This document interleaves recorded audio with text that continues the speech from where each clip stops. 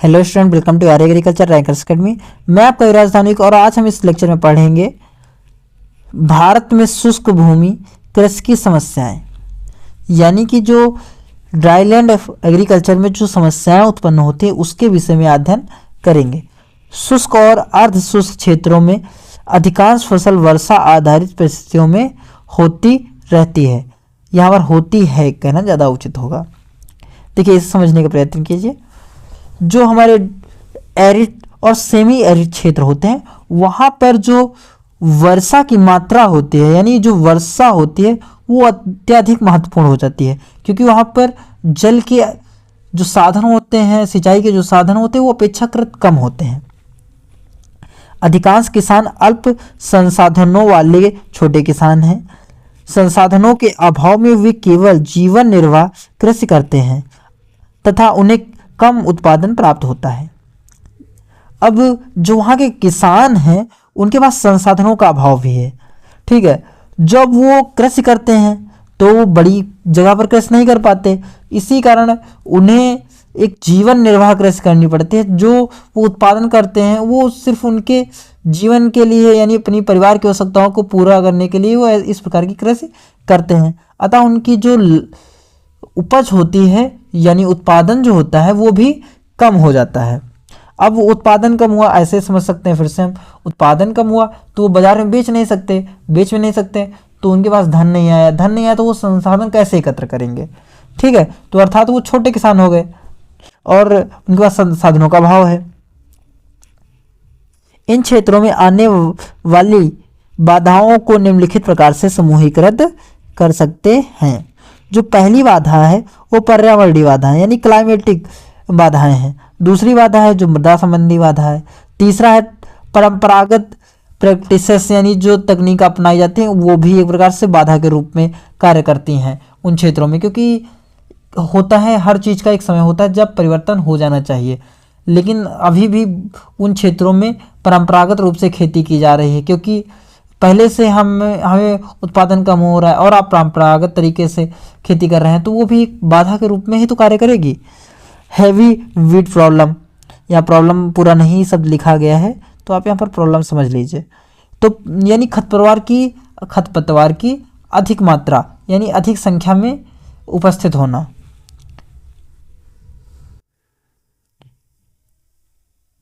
और lake of suitable varieties, यानी जो सुटेबल वैरायटीज हमारे ड्राईलैंड एग्रीकल्चर के लिए वो उनका अभाव होना, ऐसी वैरायटीज ना निर्मित होना। और सोशल इकोनॉमिकल बाधाएं, यानी आर्थिक और सामाजिक बाधाएं।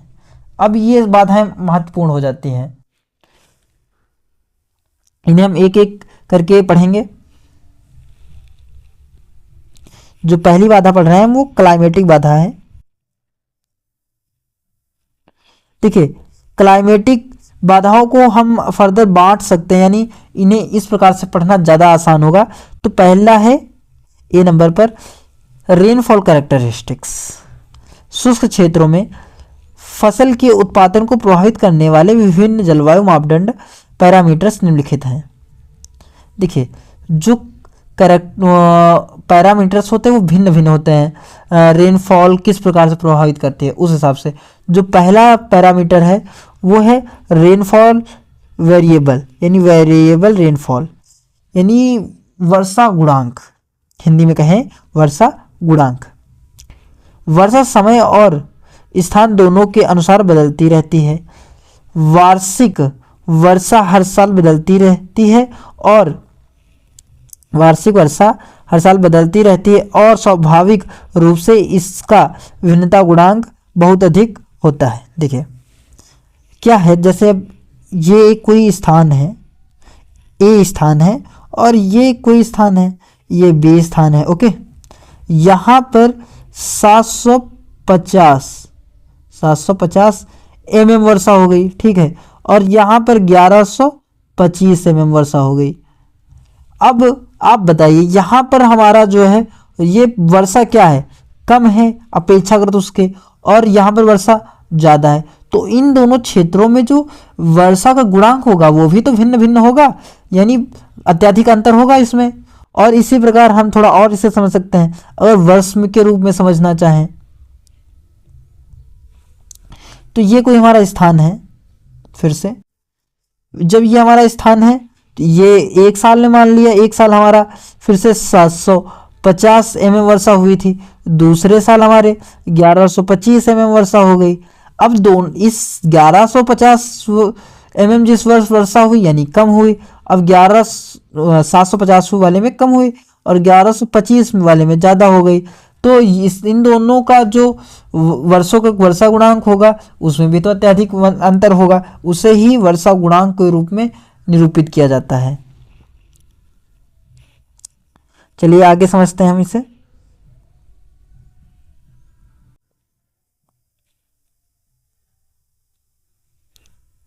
आमतौर पर जितनी अधिक वर्षा होती है भिन्नता गुणांक उतना ही कम होता है। दूसरे शब्दों में अनिश्चित बारिश के कारण फसल की विफलता कम वर्षा वाले क्षेत्रों में अधिक होती है। देखिए जहाँ पर वर्षा की ज़रूरत है वहाँ पर ही अगर बारिश में अनिश्चितता देखने को मिल रही है, परिवर्तन देखने को मिल रहा है, तो वहाँ पर तो फसल को अत्यधिक नुकसान होगा, यानी उसकी विफलता का जो रेट होगा वो तो बढ़ ही जाएगा ना। भारत में औसत वर्षा 1192 मिलीलीटर होती है, ये आपको याद रखने की ज़रूरत है। भारत के कुल भौगोलिक क्षेत्र के एक तिहाई से अधिक क्षेत्र में 1150 मिलीमीटर से कम वर्षा करता है। देखिए जैसे एक हम बना लेते हैं, जैसे ग्राफ बनाते पहले, ये कोई भारत का मान लेते हैं वर्षा का ग्राफ है, ठीक है। इसे 4 भागों में डिवाइड कर लिया हमने। तो ये जो 3 क्षेत्र हैं ये वाले, इनमें जो वर्षा होती है हमारी वो 750 से भी कम होती है। ऐसे क्षेत्र कितने हैं? एक तिहाई हैं भारत में। तो आप समझ सकते हैं कि ये कितनी बड़ी समस्या है भारत के लिए, वेरिएबल रेनफॉल, ठीक है, क्योंकि ऐसे क्षेत्र एक तिहाई भाग है भारत का जिसमें 750 से भी वर्षा कम हो रही है। आगे बढ़ते हैं।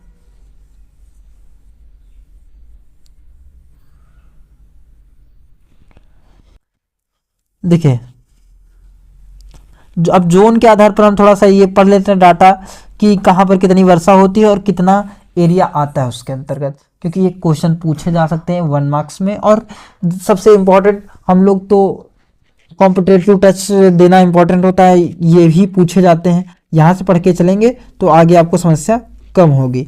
तो पहला जोन जो होता है हमारा वो होता है वेरी लो रेनफॉल एरिया। इसका वेरी लो ही आप समझ सकते हैं, ये डेजर्ट एरिया होगा। डेजर्ट एरिया यानी मरुस्थलीय क्षेत्र, रेगिस्तान। यहाँ पर जो वर्षा होती है 350 से भी कम होती है, ठीक है। और ऐसा क्षेत्र भारत में है कितना? तो वो 13% क्षेत्र आता है भारत में, ऐसा क्षेत्र है। दूसरा जोन है लो रेनफॉल एरिया। ऐसा रेनफॉल एरिया कितना है भारत में? 22% है। और वहाँ पर वर्षा कितनी होती है? तो 350 से 750 के बीच में वर्षा होती है। की बात कर रहे हैं यहाँ पर हम। जोन 3 में मीडियम रेनफॉल एरिया आता है। मीडियम रेनफॉल एरिया यानी 750 से 1125 वर्षा होती है। और ऐसा क्षेत्र भारत में अधिकतम है, सबसे ज़्यादा 36% आता है। यही क्षेत्र सबसे ज़्यादा पाया जाता है भारत में, ठीक है। उसके बाद जो अगला क्षेत्र आता है वो हमारा आता है 4th हाई रेनफॉल एरिया, यानी कि 1125 से भी ऊपर होती है वर्षा। और कितना क्षेत्र इसके अंतर्गत आता है? तो इसके अंतर्गत आता है हमारा 29%, यानी 29% क्षेत्र ऐसा आता है। रेनफॉल कैरेक्टरिस्टिक्स के अंतर्गत जो दूसरी बात है वो इंटेंसिटी एंड डिस्ट्रीब्यूशन, यानी तीव्रता एंड वितरण है। तीव्रता और वितरण किस प्रकार से, वो मैं आपको समझाता हूँ। देखिए इसे आप चलिए पढ़ ही देता हूँ पहले, फिर आप समझ जाएंगे ज़्यादा अच्छे से। कुल मुख्य वर्षा का 50% से अधिक भाग आमतौर पर 3 से 5 दिनों में प्राप्त होता है। तीव्र वर्षा से सरफेस रन ऑफ के कारण पर्याप्त मात्रा में जल का नुकसान होता है, जिस प्रक्रिया में मृदा अपरदन भी होता है। शुष्क क्षेत्रों में कुल वर्षा की तुलना में फसल उगाने के मौसम में के दौरान अधिक महत्वपूर्ण होता है। देखिए क्या होता है कि अगर ये एक फिर से हम ऐसे बना लेते हैं, ये 50% वर्षा है और ये भी 50% वर्षा है। अब ड्राईलैंड एग्रीकल्चर्स में क्या होता है, ये 50% 3 से 5 दिन में बरस जाता है, और बल्कि जो क्रॉपिंग पीरियड मान लीजिए 75 से 120 के बीच में है उसका, ठीक है। अब ये 1-2 दिन में ही बरस गया, तो अब बताइए अब बाकी दिनों में क्या होगा, क्योंकि 50% बचा और अनिश्चितता हो गई। अब पानी का जो बचा वो उसकी पूर्ति तो नहीं हो पाएगी, ठीक है। और इस जो 50% बरस गया एक साथ, उससे क्या होगा कि सरफेस रन ऑफ होगा, यानी पानी का बहाव होगा, जिससे मिट्टी के जो कण होंगे, ऊपरी सतह के कण, जो ह्यूमस होता है वो हमारा बह जाएगा, जो उपजाऊ होता है। अब जो उपजाऊ होगा वही बह जाएगा ऊपर, फिर से हमारा उत्पादन कम हो जाएगा। और मृदा अपरदन की घटना तो भी हुई, क्योंकि हम क्या कहते हैं, मृदा के कणों का हट जाना, एक स्थान से दूसरे स्थान पर हट के चले जाना, उड़कर चले जाना, बहकर चले जाना, यही तो मृदा अपरदन होता है। और सबसे बड़ी बात, अब ड्राईलैंड एग्रीकल्चर्स में क्या होता है कि कितनी वर्षा हुई ये इंपॉर्टेंट नहीं है, कितनी वर्षा हो रही। जो हम क्रॉप लगा रहे हैं, जो हमारा क्रॉपिंग पीरियड है, जो हमारा उसमें कितनी वर्षा हुई ये ज़्यादा महत्वपूर्ण है। जब हमें ज़रूरत है तब कितनी वर्षा हुई ये महत्वपूर्ण होता है, ठीक है। आगे बढ़ते हैं।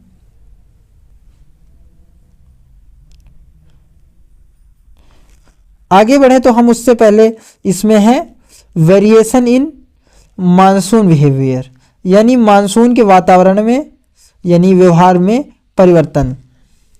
तो पहला है लेट, ये देखिए इसके अंदर इसे फर्दर डिवाइड किया गया है, तो इसे समझने सही से चार्ट याद रखिएगा इस चार्ट फॉर्म में। जैसे लेट ऑनसेट ऑफ मानसून, यानी जो मानसून है उसमें देरी, तब क्षेत्र में अनुशासित समय से बुआई नहीं हो पाती है, देर से बुआई होने के से फसल की पैदावार कम हो जाती है। जैसे मैं आपको एग्जांपल देता हूँ, जैसे अभी हमारी 15 नवंबर को गेहूं की फसल बोनी होती है, लेकिन हमारा जो मानसून आया वो हमारा 15 दिसंबर को आया।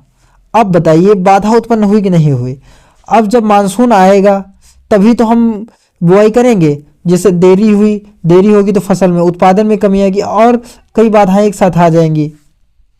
उसी तरीके से अर्ली विड्रॉल में जैसे 15 नवंबर को हम खेत बह रहे थे, अब यहाँ पर हमारा 1 अक्टूबर को ही आ गया मानसून, ठीक है। 1 अक्टूबर को हमारा मानसून आ गया, और मानसून आता कैसे है, 3 से 4 दिन में ही पूरी 50% वर्षा हो जाती है। सोच सकते हैं कितनी विकट समस्या है ये। अब ये भी तो एक प्रॉब्लम के रूप में कार्य कर रहा है और प्रतिकूल प्रभाव डाल रहा है। और दूसरा होता है प्रोलॉन्ग ड्राई स्पेल।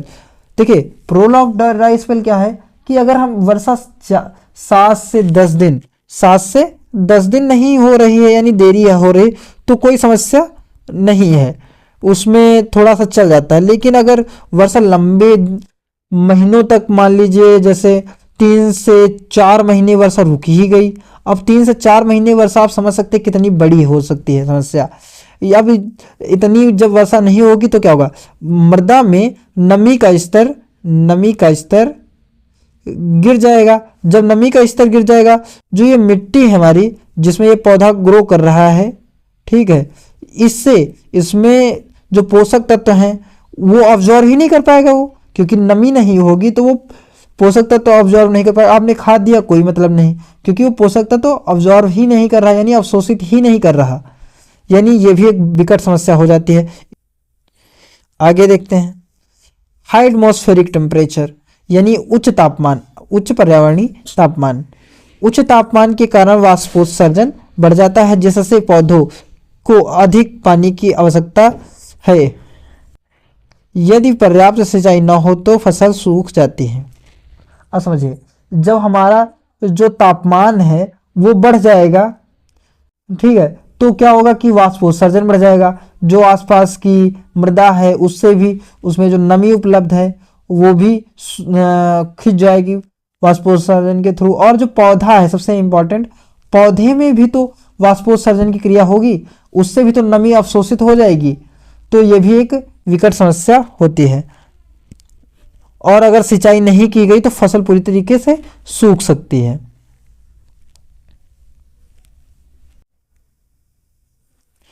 और तीसरा जो है सी है क्लाइमेटिक बाधा, लो रिलेटिव ह्यूमिडिटी। रिलेटिव ह्यूमिडिटी क्या होता है कि कैसे बाधित करता है, जब रिलेटिव ह्यूमिडिटी कम हो जाती है तो वाष्पोत्सर्जन की मात्रा बढ़ जाती है।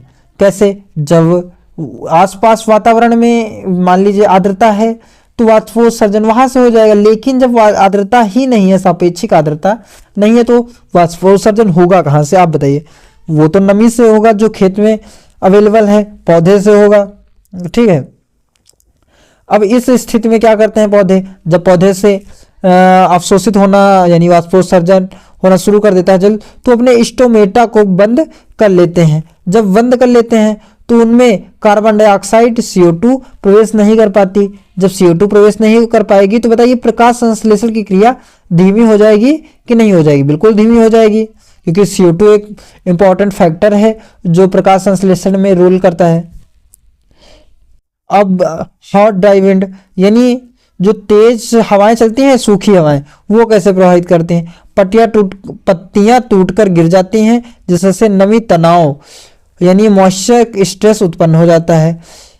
खासकर अशांत हवाएं गर्मियों के महीनों में मिट्टी को नष्ट कर देती हैं, जिससे धूल के तूफान आते हैं और उपजाऊ मिट्टी का नुकसान होता है। देखें, अब सबसे बड़ी बात, जो तेज हवाएं होती हैं पत्तियों को सुखा देती हैं और पत्तियां टूटकर गिर जाती हैं। जब पत्तियां ही टूट जाएंगी तो वाष्पोत्सर्जन प्रकाश संश्लेषण किस प्रकार होगा? क्योंकि प्रकाश संश्लेषण की जो हमारी क्रिया होती है वो ही हमारी पत्तियों में होती है। ठीक है, अब वो ऊर्जा का कोई स्रोत ही नहीं बचा उसके पास। और दूसरी चीज, जो गर्मियों के समय हवाएं चलती हैं, हमारे यहाँ लू कहा जाता है उसे, कहते हैं लोग बाहर मत निकलो, काफी तेज हवाएं चलती हैं उत्तर प्रदेश में। तो इसमें क्या होता है, मृदा बह जाती, उड़ जाती है, यानी जो हमारा ऊपरी परत ह्यूमस होता है उसे कड़ उड़ के कहीं और चले जाते हैं, यानी कि जो उर्वरा शक्ति होती है वो खो देती है मृदा अपनी। और ई नंबर पॉइंट है हमारा हाई एटमॉस्फेरिक जल की डिमांड, यानी H2O डिमांड। इस कारण वर्ष के अधिकांश महीनों के दौरान पेट प्रेसिपिटेशन से अधिक हो जाती है। देखिए, पेट के बारे में अगली लेक्चर्स में ज़्यादा अच्छे से पढ़ेंगे तो उसमें आप ज़्यादा समझ जाइएगा। लेकिन ऐसा क्या हो जाता है कि पेट की वैल्यू प्रेसिपिटेशन से ज़्यादा हो जाती है। ये टर्म्स याद रखिएगा, लिखने के काम में आएंगे आपके। आगे देखें, अब हमारे क्लाइमेटिक बाधाएं खत्म हो गई, अब सॉइल बाधाएं शुरू हो रही हैं। ठीक है, शुष्क भूमि क्षेत्र में काली मिट्टी, लाल मिट्टी और जलोढ़ मिट्टी के समूह पाए जाते हैं। कौन कौन सी मिट्टी? काली मिट्टी पाई जाएगी हमारी, और लाल मिट्टी पाई जाएगी, और जलोढ़ मिट्टी पाई जाएगी।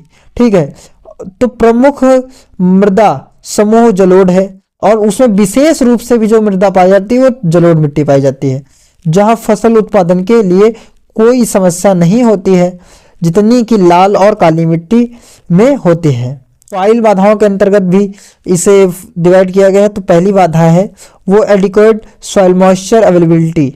शुष्क क्षेत्रों में मिट्टी की नमी धारण क्षमता उथली होने के कारण कम होती है। देखिए, जो उथली जमीनें होती हैं उनमें नमी के धारण यानी जल को धारण करने की क्षमता अपेक्षाकृत कम होती है। और अभी मैंने बताया आपको कि जहां पर जल धारण करने की क्षमता कम होगी तो पौधों को पोषक तत्वों को अवशोषण करने में भी समस्या उत्पन्न होगी।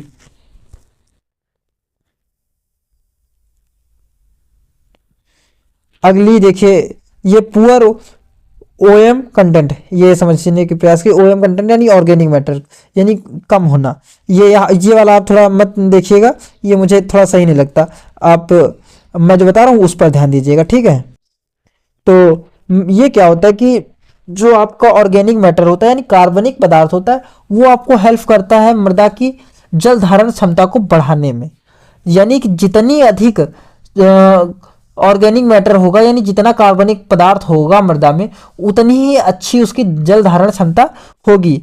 अब जाहिर सी बात है, अगर उसका पुअर है ऑर्गेनिक मैटर यानी उसमें कम पाई जा रहा है कार्बनिक पदार्थ, तो उसकी जल धारण क्षमता कम होगी। और जल धारण क्षमता की समस्या मैंने अभी बता दी आपको। ठीक है, उसके बाद सॉइल फर्टिलिटी। अब सॉइल फर्टिलिटी में क्या होता है, ओएम के कम संचय और मृदा अपरदन के द्वारा ऊपरी उपजाऊ मिट्टी के नुकसान के कारण शुष्क क्षेत्र की मिट्टी की उर्वरकता का स्तर खराब हो जाता है। देखिए इसमें क्या हो रहा है कि ओएम कंटेंट यानी हमारा जो कार्बनिक मटेरियल है वो भी कम है, ठीक है, और मृदा का अपरदन होता है। मृदा अपरदन क्या होता है, उपजाऊ मिट्टी जो है वो भी चली गई। जब उपजाऊ मिट्टी भी चली गई, हमारा कार्बनिक पदार्थ भी कम है, तो उस मृदा में फर्टिलिटी बचेगी नहीं बचेगी, उसकी उर्वरा शक्ति क्या होगी, नष्ट हो जाएगी। फर्टिलिटी होती है हमारे कैपेसिटी ऑफ प्रोड्यूसिंग ऑफस्प्रिंग्स, ठीक है, अब वो बचेगी नहीं हमारी, तो पौधे अच्छे से कहाँ ग्रो कर पाएंगे। आगे बढ़ते हैं।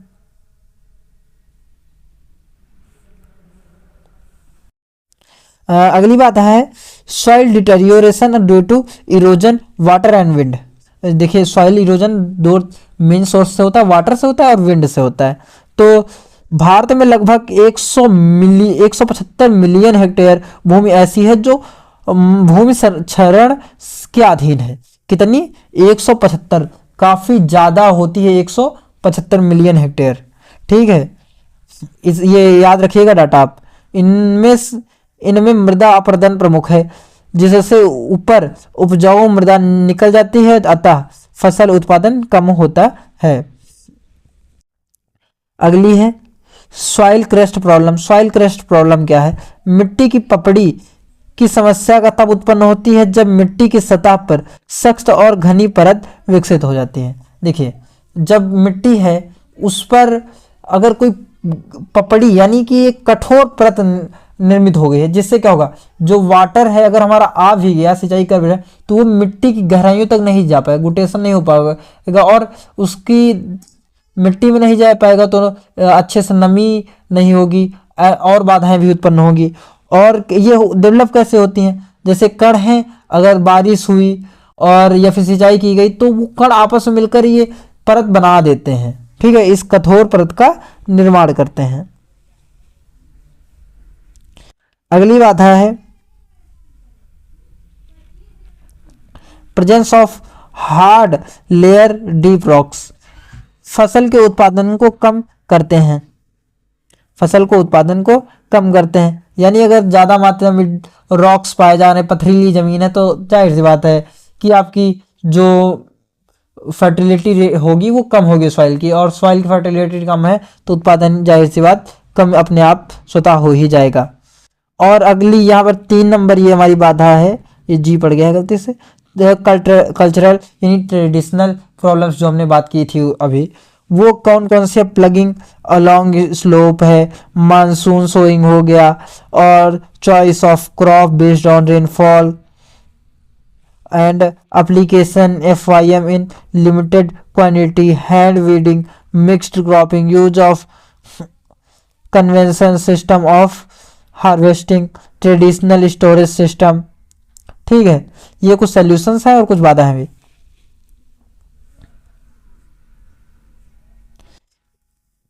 ये हैवी वीड इन्फेस्टेशन चौथी जो प्रॉब्लम है, अभी हमने कितनी पढ़ी, क्लाइमेटिक पढ़ ली है हम लोगों ने, सॉइल पढ़ ली है, सॉइल प्रॉब्लम्स पढ़ ली है, और ट्रेडिशनल प्रॉब्लम्स पढ़ ली है। तो अब चौथी हैवी वीड इन्फेस्टेशन, यानी अत्याधिक जो भूमि है हमारी उस पर अगर खरपतवार की संख्या, ये संदर्भित करता है।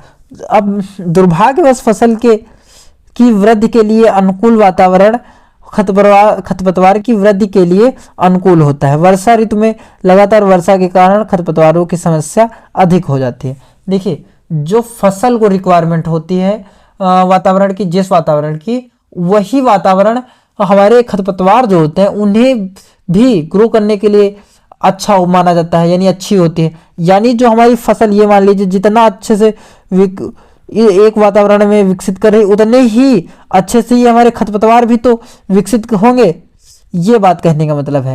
यानी दोनों के लिए पर्यावरणीय कारक क्या है, समान है ग्रो करने के लिए, विकसित करने के लिए। और lake of suitable varieties, lake of suitable varieties क्या है, अब रीजन्स हैं, उनके हिसाब से एक भारत में कितने रीजन्स हैं और उनके हिसाब से एक एक वैरायटीज डेवलप करना नामुमकिन है। और सबसे बड़ी बात, एक वैरायटी डेवलप करने में मेहनत लगती है और समय लगता है। अब कि और वर्षा दिन ब दिन, जैसे मैंने अभी बताया था वर्षा गुणांक, वो भी तो चेंज ही होता रहता है।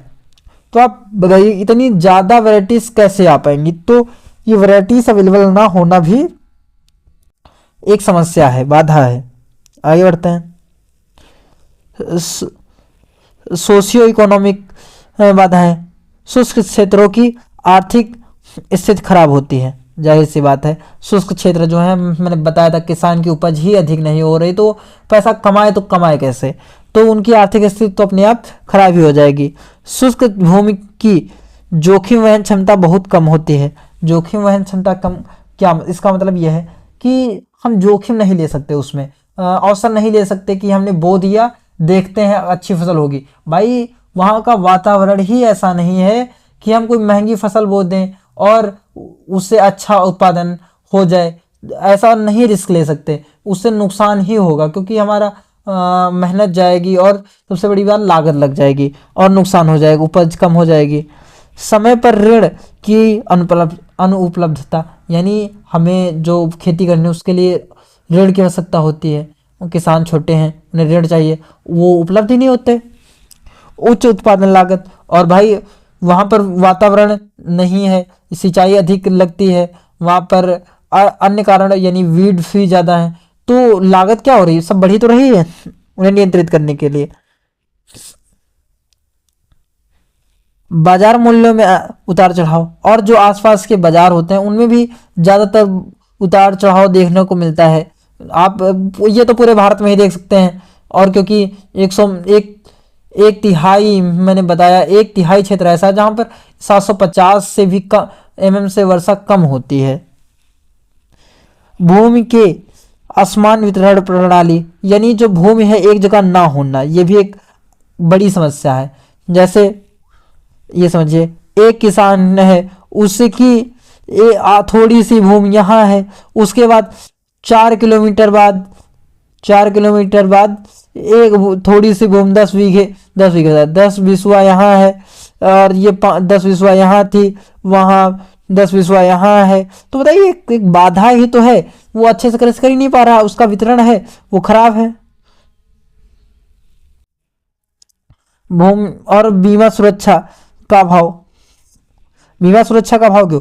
अरे आप तो ऐसा सोचते हैं यार, बीमा वाले तो आ जाते हैं राह चलते, वो तो कहते हैं बीमा करा लो बीमा करा लो। नहीं भैया, मैंने बताया जोखिम ज़्यादा है, क्योंकि उन्हें पता है कि भाई यहाँ पर फसल नष्ट होने के संकट ज़्यादा हैं, तो वो अपना बीमा क्यों देंगे आपको? बताइए। जब उन्हें पता है कि इसके चांसेस हैं कि ये 90% फसल नुकसान में जाएगी, ठीक है, तो वो बीमा करेंगे, तो उससे उनका ही तो नुकसान होगा, यानी बीमा किस भी सुविधा नहीं है।